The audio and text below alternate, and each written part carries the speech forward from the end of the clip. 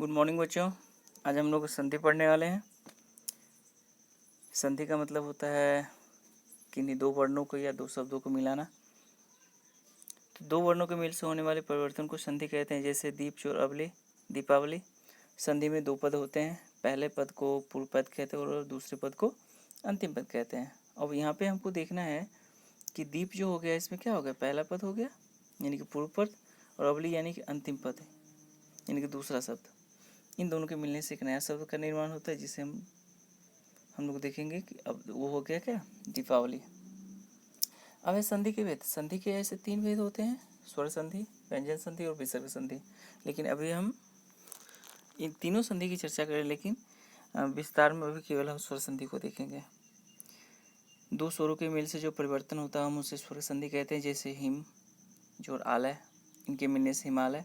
अब ये हिमालय कैसे बनता है, क्योंकि देखो पहले शब्द के अंत में क्या है, अ की मात्रा है और दूसरे शब्द के प्रारंभ में क्या है, आ की मात्रा है। तो और आ मिलने से क्या बनता है, आ बनता है। तो इसलिए यहाँ पे हिमालय हो गया। उसी तरह से कपिज और इस है, कपीस हो गया। इस तरह के और भी कई सारे एग्जाम्पल है जो कि आपको आगे देखने को मिलेंगे। स्वर संधि के 5 भेद होते हैं। पहला है दीर्घ संधि, दूसरा है गुण संधि, तीसरा है वृद्धि संधि, चौथा है यन संधि और अंतिम है आयादी संधि। तो हम लोग दीर्घ संधि देखेंगे। जब अ आ ई उ के मेल अ आ ई उ से होता है तब इनका रूप आ हो जाता है, ई हो जाता है और उ हो जाता है। जैसे पद्यांश, कपिंद्र, सुक्ति आदि।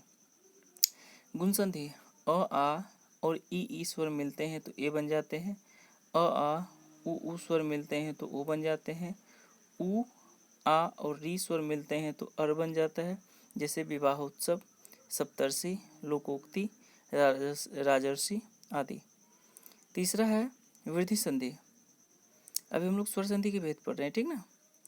अ आ के मेल से ए ऐसे हो तो ए बन जाता है, अ आ का मेल ओ और ओ से होता है तो ओ बन जाता है। जैसे मतैक, महोजस्वी, भावेश्वरी आदि। तीसरा है चौथा है यन संधि।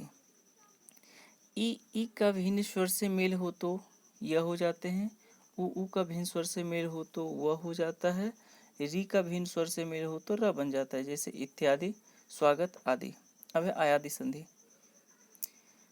ए ओ के अन्य स्वरों के मेल होने पर अगर ए मिल रहा है तो ए का ए हो जाता है, ए का आय हो जाता है, ओ का अब हो जाता है, ओ का अब हो जाता है। जैसे शयन, पावन आदि। ठीक ना, यहाँ तक समझ में आ गया। अब दूसरा है व्यंजन संधि। संधि के दूसरे भेद कौन से हैं, व्यंजन संधि है। तो व्यंजन का व्यंजन या स्वर से मेल होने पर जो परिवर्तन होता है उसे व्यंजन संधि कहते हैं। जैसे दिग्गज, जब दिग्गज का हम विच्छेद करेंगे, या दिग्गज लिखा हुआ है ये संधि है और इसका विच्छेद क्या होगा, दिक्जोरगज। तो इसके बारे में आप आगे भी बताएंगे आपको। अब है अगला व्यंजन संधि के कुछ नियम होते हैं कि व्यंजन संधि को कैसे बदलना है या फिर उसको कैसे प्रयोग में लाना है।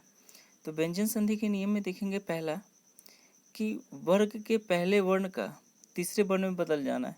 यानी कि वर्ग के पहले वर्ण का, यानी कि अगर क होगा, च होगा, ट होगा, त होगा, प होगा, तो कह रहा है ना कि तीसरे वर्ण में बदल जाने की। क का तीसरा वर्ण क्या हो गया, ग, च का तीसरा वर्ण ज, ट का तीसरा वर्ण ड, त का तीसरा वर्ण द, प का तीसरा वर्ण म। तो ये आप समझोगे कि पहला वर्ण यानी कि जो है ना क ख ग घ अंग तक, इस क से अंग तक का पहला वर्ण क है, दूसरा वर्ण ख है, तीसरा वर्ण ग है, चौथा वर्ण घ है और पांचवा वर्ण क्या है, अंग है। ठीक ना। वर्ग के पहले वर्ण का पांचवें वर्ण में बदलना। जैसे अगर पहला वर्ण क होगा तो बदलेगा पांचवें वर्ण यानी क्या, वो अंग हो जाएगा उसका उच्चारण। हम लोग आगे देखेंगे। त के स्वरों का त का स्वरों या व्यंजनों से मेल होने पर बदल जाएगा। म का क से य तक के किसी वर्ण का मेल हो तो म उसी वर्ण के पांचवें वर्ण यानी कि अंग इ न म में बदल जाता है। अगर म का म से मेल हो तो वो म यानी कि इसको संयुक्त व्यंजन बोलेंगे, क्योंकि दो व्यंजन एक साथ दो व्यंजनों के एक साथ मिलने पे जिस नए वर्ण का निर्माण होता है वो उसको क्या बोलते हैं? व्यंजन वर्ण कहते हैं। म क य र ल व तालव्य श मूर्धन्य स दंत स ह से अगर उसका मेल होता है तो वो अनुस्वर बन जाता है। री र श का न से अगर मेल होता है तो वो न टवर्गी न हो जाता है। स से पहले आ के अतिरिक्त अन्य स्वर हो तो वो स हो जाता है। यहाँ तक समझ में आ गया सबको? चलिए हम लोग आगे बढ़ते हैं। अब है तीसरा विसर्ग संधि। तो विसर्ग के साथ स्वर या व्यंजन के मेल किसी विसर्ग में आने वाला परिवर्तन विसर्ग संधि कहलाता है। अब ये जो है विसर्ग संधि का नियम में देखोगे, विसर्ग का ओ हो जाना, अगर कोई विसर्ग है तो विसर्ग का ओ हो जाता है, जैसे सरह जुर्ज सरोज। विसर्ग का र हो जाना, दुह जुर्गम दुर्गम। विसर्ग का तालव्य श हो जाएगा, जैसे निह जो चेष्ट निश्चेष्ट।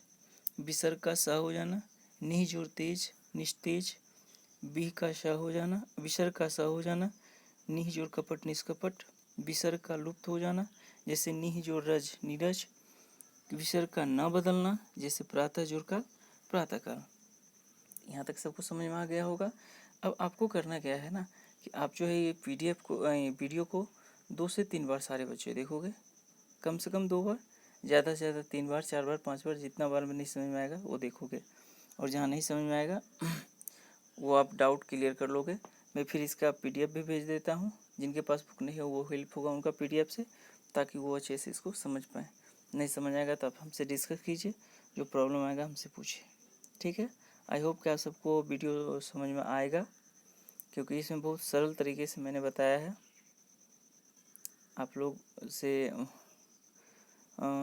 उम्मीद है कि आप सब इस वीडियो को कम से कम 2 बार ज़रूर ही देखोगे, ठीक है। मैंने पिछली वीडियो में भी बोला था तो कुछ ही बच्चों ने देखा था वीडियो, बाकी बच्चों ने नहीं देखा था। मैं तो सभी बच्चों को कहना चाहता हूँ कि सारे बच्चे ना जो भी इंस्ट्रक्शन दिया जाए, देखो बाबू हम तुम लोग के लिए ही इतना मेहनत करते हैं। हम कहीं भी हैं, चाहे क्लास में हैं या फिर ऑनलाइन क्लास में हैं, कहीं भी है तो हम उतना ही मेहनत करते हैं, आप सबको पता है। तो जब अगर हम इतना मेहनत करते हैं तो आप सबका भी कर्तव्य बनता है कि आप भी थोड़ा सा मेहनत करो, है ना। अब बहाना बताओगे कि सर बुक नहीं खरीदे हैं, हम गांव पे हैं, बुक अभी तक नहीं खरीदाया है। चलो सारी ठीक है, लेकिन जब सारा मटेरियल अगर आपके पास अवेलेबल हो तो आपको बुक की क्या आवश्यकता है। हाँ, अगर आपको बुक का कुछ भी हेल्प चाहिए तब बोलो, मैं उसका PDF भेज दूँगा ताकि आप पढ़ो, है ना। मोबाइल में पढ़ोगे और मोबाइल का सही यूज अभी करना है। बाकी तो आप पहले उसका यूज कैसे करते थे वो मुझे नहीं पता, लेकिन अभी आप सही यूज कर रहे होगे, इतना मुझे पता है, ठीक है। आज का क्लास यहीं तक। हम लोग फिर अगले क्लास में नई टॉपिक के साथ मिलते हैं। तब तक के लिए थैंक यू।